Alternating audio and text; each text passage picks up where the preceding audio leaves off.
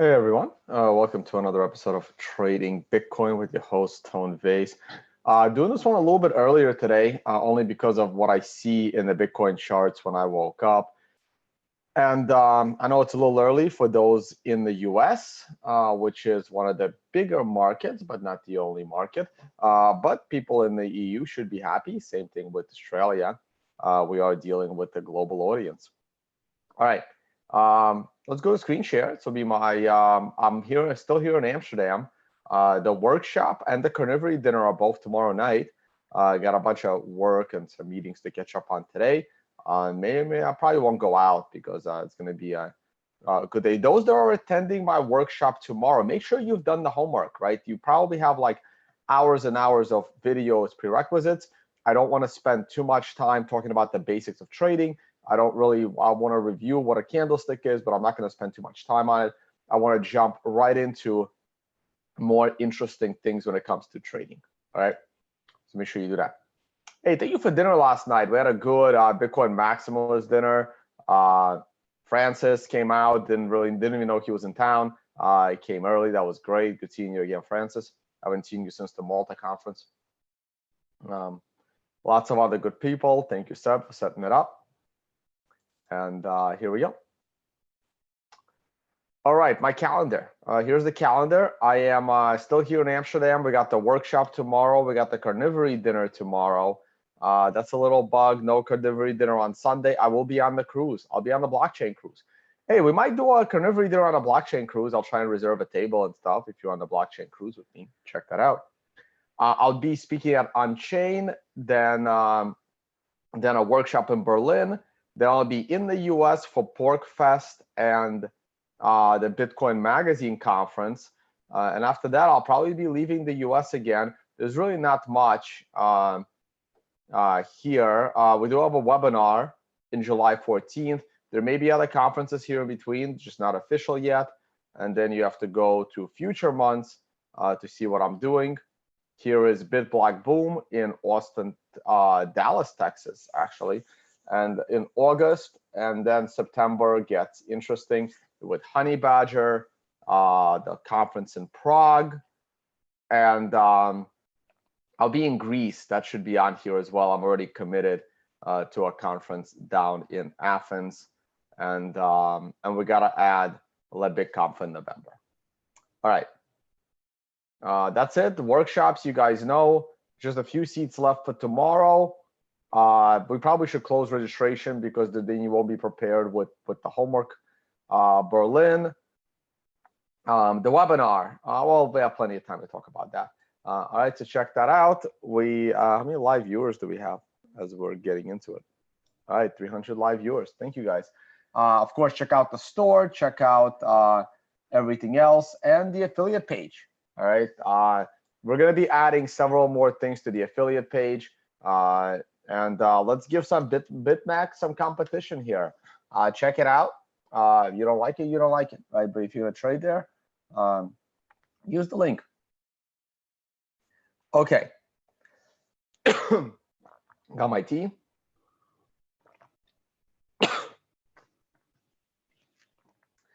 Sorry, guys. Okay, let's go to the charts.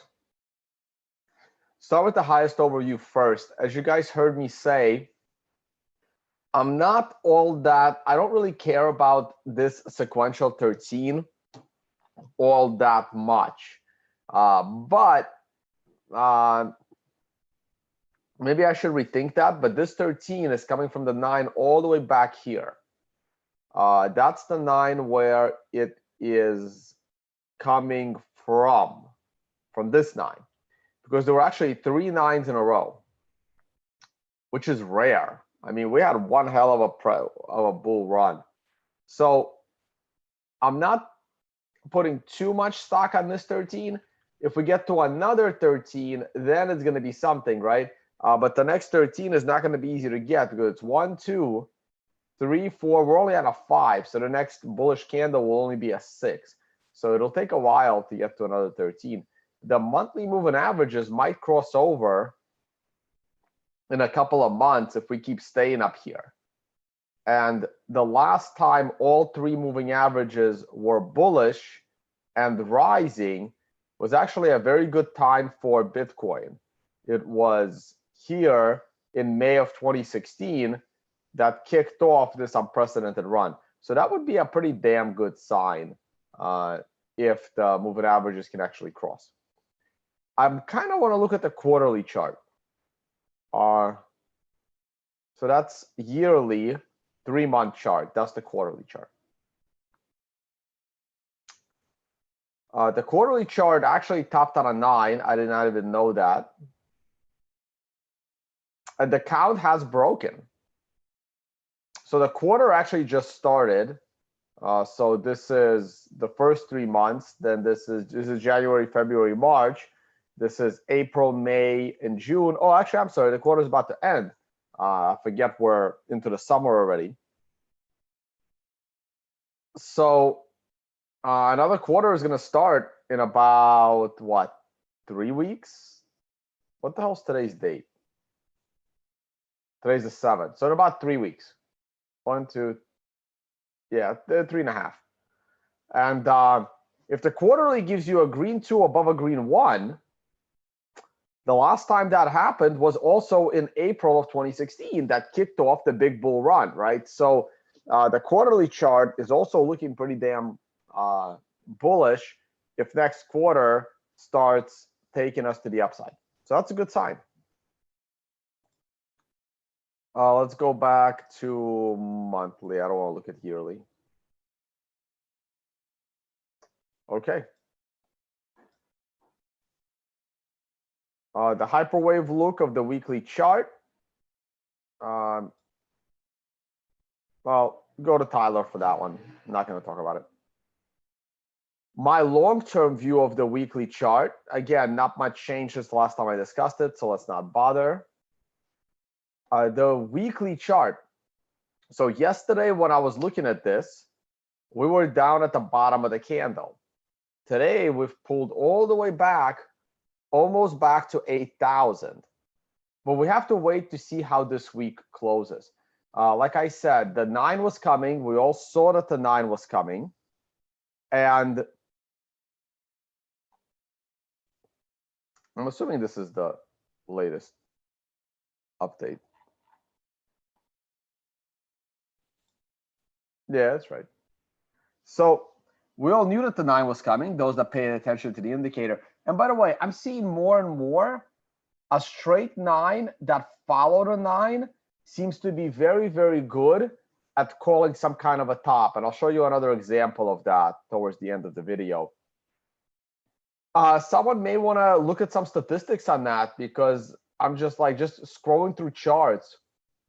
I'm seeing way too often how if the first 9 in a count just it gets ignored and goes straight up, the second 9 becomes a very, very good high probability reversal. So I'm seeing that more and more. Like I said, I'll show you one more example towards the end of the video for that. Even though I know one more example shouldn't make that much of a difference, but I'm gonna pay a little more attention to straight 9s immediately following 9s to see if that is something that could be a profitable trading statistic. Okay, so right now we're still bouncing off of this moving average, and we continue going back and forth. We really have to zoom into lower level timeframes. From a weekly perspective, this is just the first candle of a 1 to 4 candle correction. So if the correction ended within the bounds of the indicator, it did its job. And I am expecting a little more pullback. I'll be honest with you guys. But what I expect and what we're going to get are two independent things. Here is the daily chart. So yesterday, I would have clearly said that we needed to close the day below the red line. And while at one point towards the end of the day, it was really looking like we were going to close below that red line, it didn't actually happen. And what ended up happening was a reversal candle, and momentum continued into today. And if this continues into tomorrow, the red count, the count to a red 9 is going to break. So right now, for me, what you have is a no trade zone. This no trade zone, I should probably delete. No, I'll leave them. So between these two lines, for me, is a no trade zone. As long as Bitcoin stays below 8,200, and as long as it stays above 7,600, for me, it's a, I mean, you can trade the zone, you can trade anything you like. See, we're already up to 8,000. For me, as long as it stays between these two lines, it's in a no trade zone, because if it can break whatever that green line is, I think it can then go to new yearly highs, because then it's going to be too close to the prior highs, and then it's like we're stuck at the highs, which sets you up for more upside on a daily scale. So the way I'm looking at it is, it would be nice to get a green 2, breaking a green 1, breaking 8,200 to set me up for a bullish continuation trade.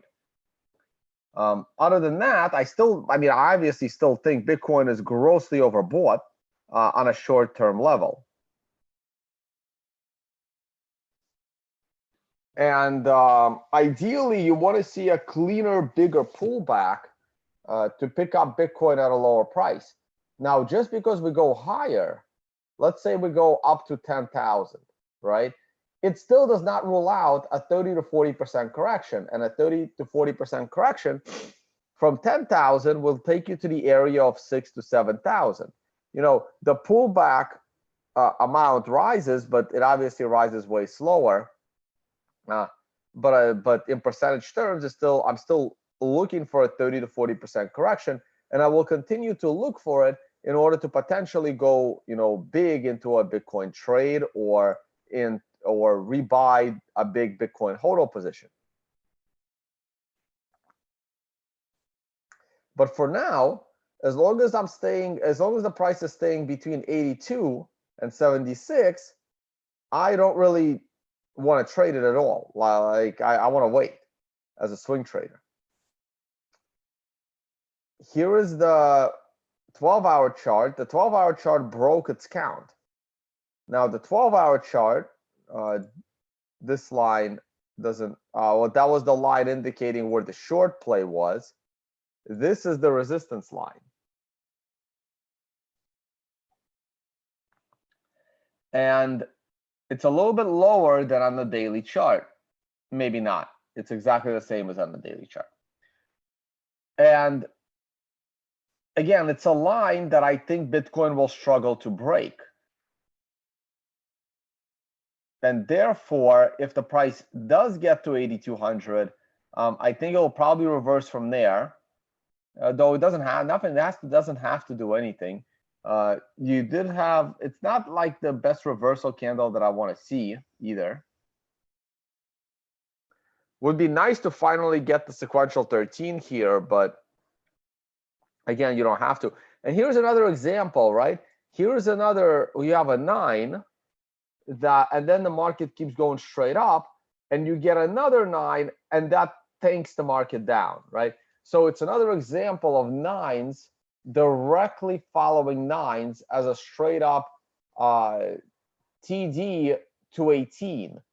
In fact, maybe we should test a TD to 18, another code, write it up for a TD going up to 18 to see if that is statistically accurate on some trades, because it will happen very, very rarely, which is actually a really good thing, in that the more you trade, the crazier your life's going to be. So I'm at a point now where if I was to quit trading and, if I was to, I'm kind of taking a break from trading. If I was to quit streaming and started trading, I would try to trade as little as possible. Like I try to take out like 1 trade a month, maybe, right? So for me, creating an indicator that I feel statistically helps me, where I have 9s immediately following 9s, like here's another example. Here's a run up to a 9, immediately goes into another 9, and then look what happened after. So I haven't looked at this. I haven't thought about this until now.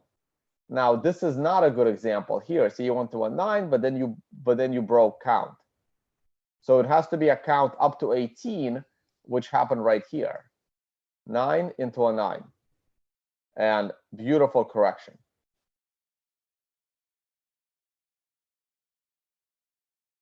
And it'll happen very rarely. But when it does, you could have a very short, high probability trade. Maybe, I don't know. I don't know if it's statistically accurate enough. Someone will have to do a lot of back testing.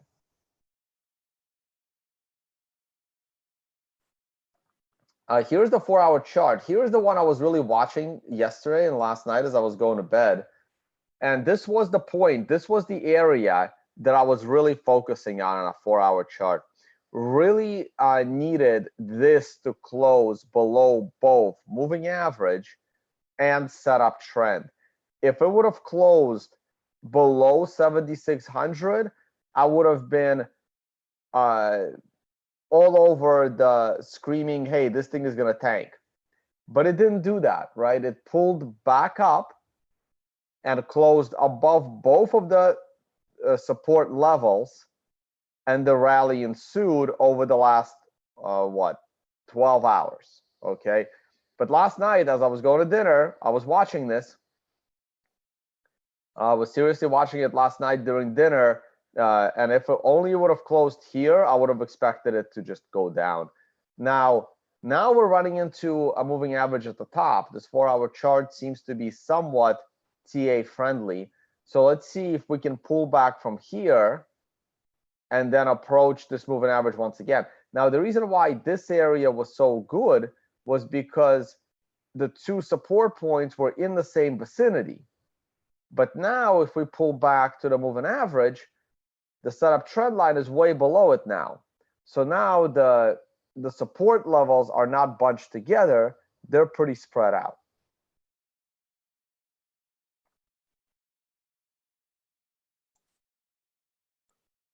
What is this?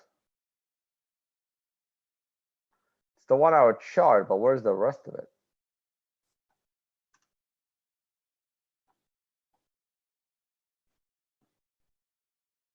There we go. CMF looks really good. So the 1-hour chart is currently breaking a moving average, but oh man, nice bounce on the 1-hour chart right off the 9, off of 2 reversal candles. You had a beautiful hammer with positive volume, not negative volume.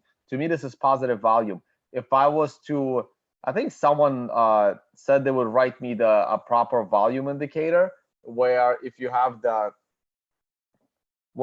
hammer candle with the shadow longer than the body, this volume should be green, not red. I don't like the fact that it's a red volume. To me, this is bullish volume. This is bearish volume, but this is bullish volume. To me, I'm different. You reversed on a 9. If you traded the hourly 9s, you could have caught this reversal. This is what I look for on larger time frames. Reversal candle, 9. Would have been great if the 9 came on this candle or that candle, but it's good enough on this one. And here we go, right? You ran up to a 9, and then you popped again. And now let's see if we can run up to get another 9 if we go up for the next 8-9 hours.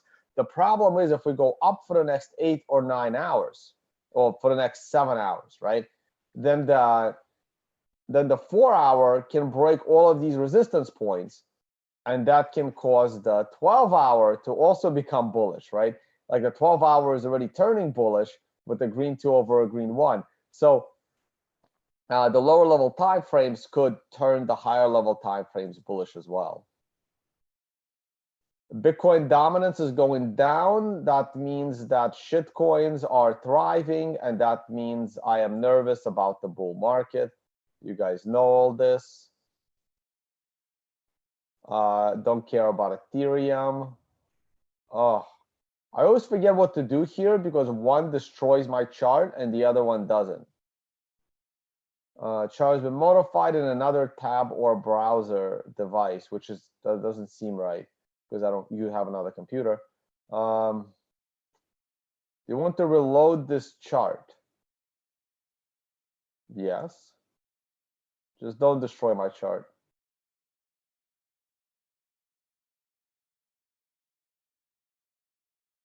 And that's what I was afraid of.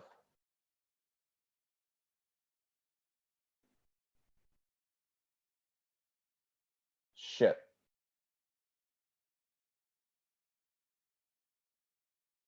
So I lost my GBTC premium, it looks like. Fuck. Oh well, it might be months before I have time to redo all this. Oh well, I guess we won't be seeing this for a while. That sucks.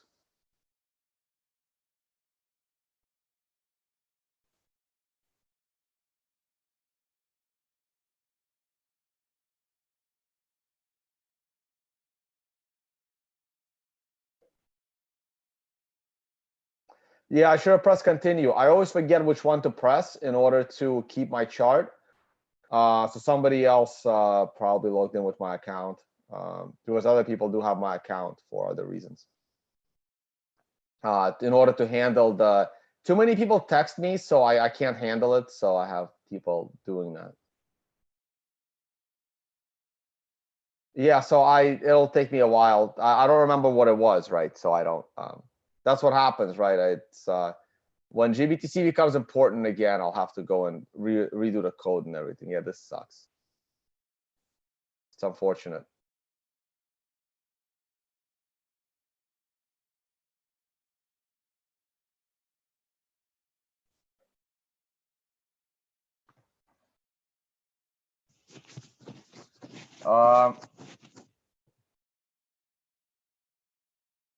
Yeah, because I really don't remember what it was. Like, I don't remember what ticker I had here to have it all. Like, I'd have to review my old videos. I mean, maybe it was GBTC up there. I don't know. I don't remember, right? I'd have to review yesterday's video and take a look at what it said, or 2 days ago. Because the code isn't showing up.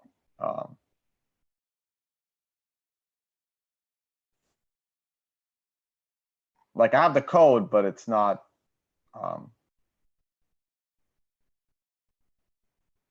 displaying, so I don't know.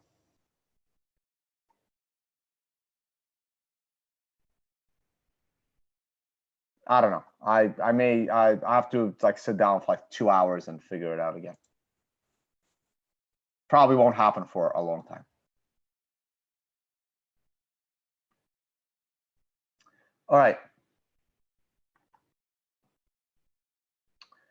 Gold.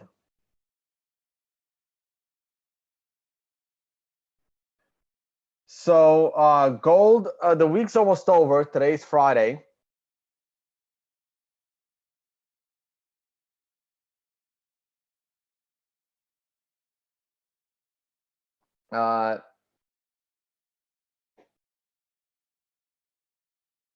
And if we break setup trend, gold becomes bullish. And it looks like that could happen. Let's see if it pulls back on Friday.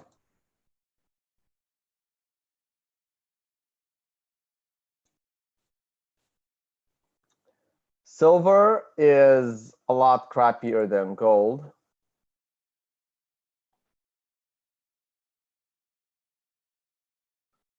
And oil is bouncing back up a little bit on a daily scale. On a weekly scale, I'm sure it still looks pretty bad. Just going through these real quick. US dollar tops on a weekly 9 and pulls back.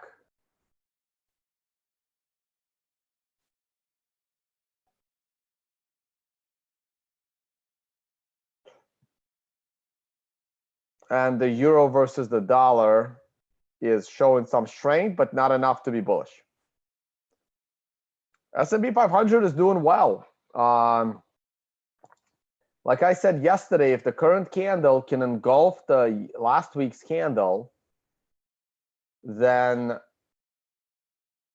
we're probably off to new all-time highs, which is good. So this is another one that I wanted to show with nines following nines, right? So if you use that metric for nines following nines, this is Vertex Pharmaceutical. There was only one trade this year, and that was early in the year when it went up big time from about 150 all the way to almost 200, and then it hit a 9 that got preceded by a 9, and then it's been down ever since. So it got stuck for a while, and then eventually dropped down. Currently at 167, it's in a bearish posture, but there's no real trade yet. If I zoom this thing out on a weekly scale,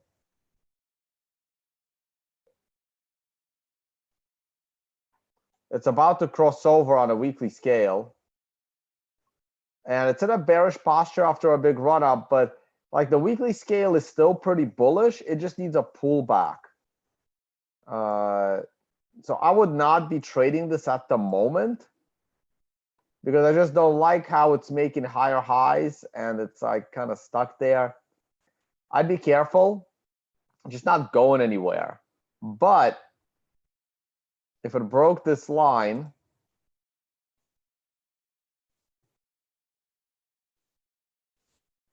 if it breaks this line,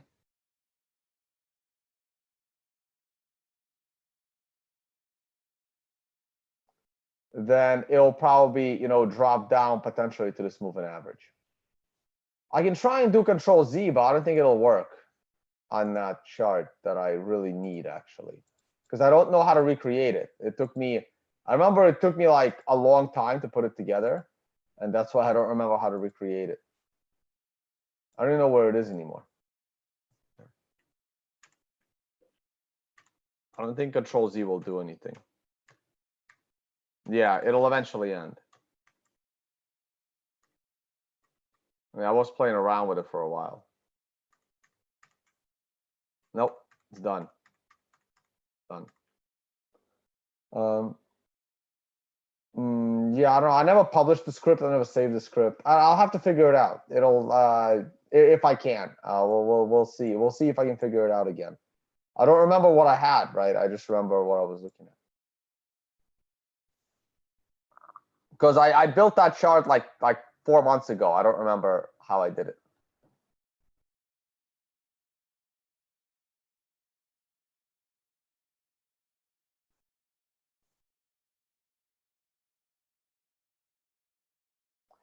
Okay, somebody mentioned Litecoin. I woke up this morning, I saw a couple of tweets in our chat group, which you can't join unless you've attended a workshop. So you guys got to stop asking. And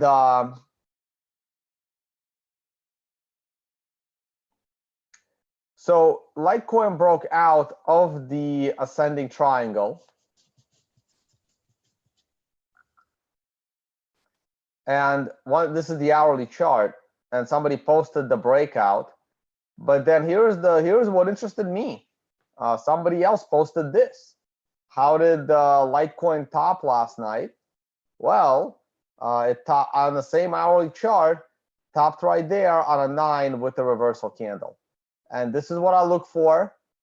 And these are your either, hey, this is where I should take my profit, or hey, maybe I should give a short trade a try. So just because you missed the run up doesn't mean you can't properly play the top of the run up. So this is what I focus on. Not always gonna be able to catch the top. Now, the sequential did not help you on the breakout. The triangle did, but the sequential helped you on the exit. So you combine things that are working for you.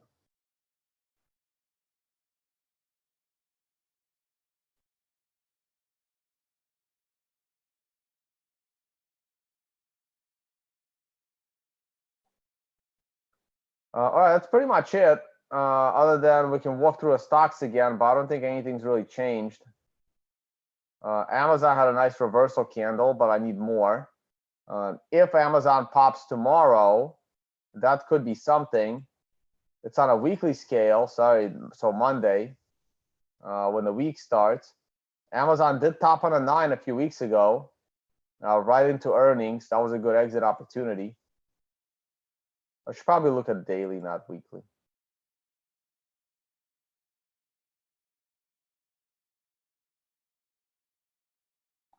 Yeah, see, I wouldn't mess with this because this 9 was not a good candle and it didn't go straight up. This is a little bit better, but also tricky because the 9 came one candle before the low. Tesla was a good one, right? Tesla was the 9 that actually started to rise the price. So Tesla was the good 9 buying opportunity.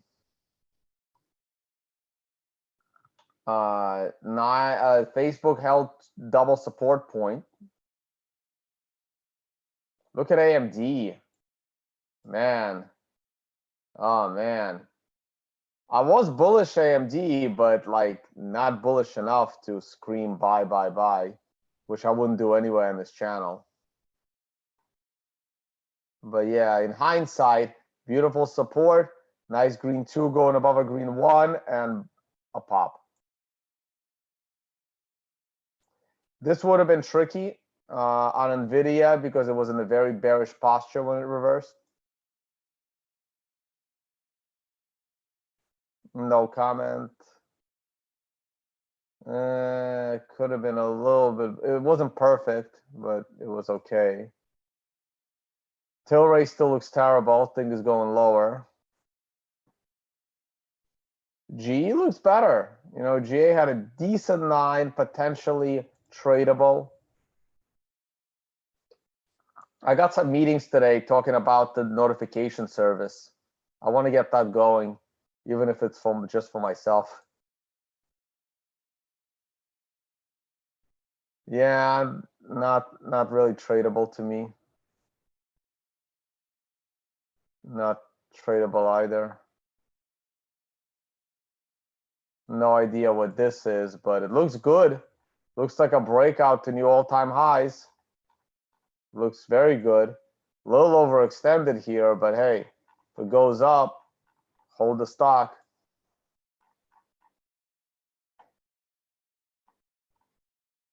Man, I got a lot of stocks here now. I have to look at Lyft. I still want Lyft to come down to 40 before I buy it. Uber is not doing much. Fake Zoom, still at $1.50. Real Zoom, still at 80. Pinterest. I showed you this guy earlier. I wouldn't mess with it. If it's a red 2 going below a red 1 going below this red line, you can even raise the line a little bit. I'd be bearish. All right, that's it, guys.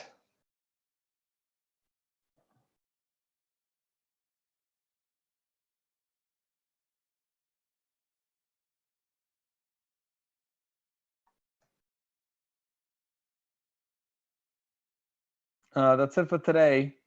We are looking at Bitcoin. It is interesting to me right now, but it's not interesting until it closes above 8,200 or breaks 8,200 at the beginning of a daily candle or something like that. Okay, so as long as Bitcoin stays in the 76 to $8,200 area, to me it's in a no trade zone. Now the no trade zone can tighten if we reverse from, say, here at 8,000 and then stay above 8,800 for a couple of days. The no trade zone will tighten, from being $600 to being $200 because you cut 200 from each side.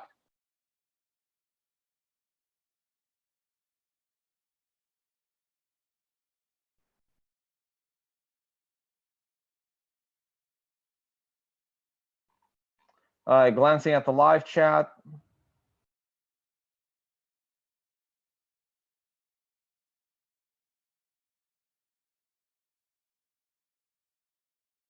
All right, guys. Looks like that's it for me. I will once again, hey, check out if you want to support this channel. Please check out the affiliate page. I am here in Amsterdam, and that's where Deribit's based. Was at their office yesterday. Check out the video. Of course, TradingView, TorGuard, and other sites to buy stuff. More affiliate codes are coming, and this, makes me happier to do more free videos for you guys. All right, check that out. If you're looking to just buy the indicator, click on indicator. If you want to know where I'm traveling to, click on calendar. All right, I will talk to you all on the next one.